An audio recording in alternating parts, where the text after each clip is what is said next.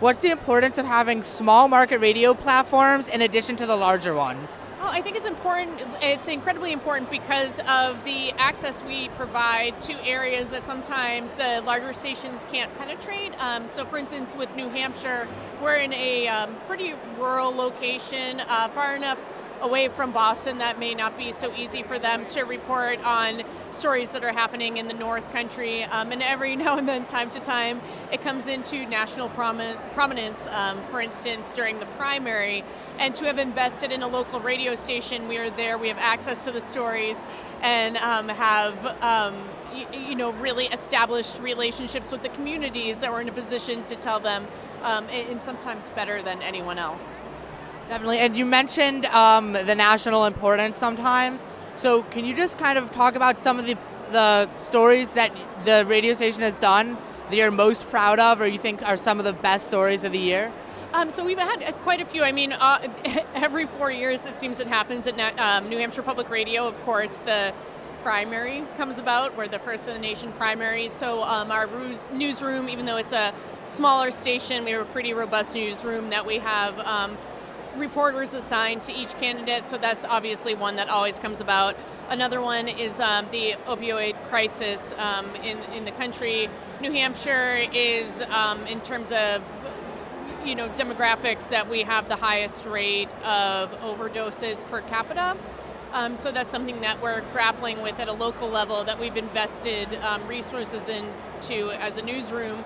We've had an investigative reporter assigned to it, and that's something that obviously has national resonance. We did a series called Hope on the Front Lines that really looked into the opioid crisis in New Hampshire. There was another series that we did that actually won the Murrow Award this year for, I believe, documentary series looking at rural homelessness.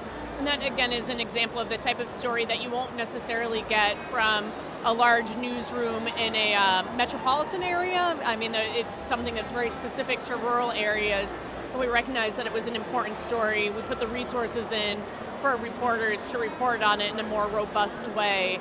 And again, that's a sort of story that, while it is rooted in New Hampshire, has national resonance, because obviously, like, the working poor, all of those things are felt throughout the country, not only in cities but in rural areas. So yes, those are. So that sounds really interesting, actually, and I think you make a good point there with you're able to get the more local story, and then just in terms of as a whole, how do you think having awards for journalism is impacting the First Amendment, and how is it affecting journalism as a whole? The award for it, or the award ceremony, having this ceremony tonight. First Amendment.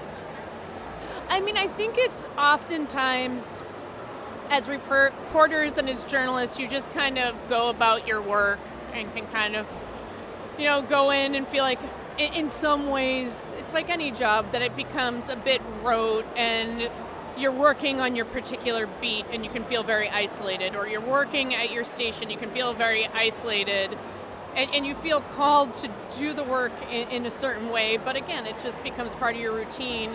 And being at a ceremony like this with the caliber of reporters and journalists is a reminder of the importance of the work, and I think it's just, in that way, it kind of shines a spotlight on the work you're doing, and almost like gives you a mirror, a reflection of, like, look, you're doing work that is really important, that impacts the community, and sometimes you need an outsider to tell you that. So I think in that way, it's important. And in terms of, so as a journalist, that's how you might get a bit of a kick in the pants to go out there and continue to do the work, and then you'll see from a lot of the awards that are coming out tonight, there is like real world consequences and impacts. So I think that's, again, really articulates the power of the First Amendment in terms of impact as well.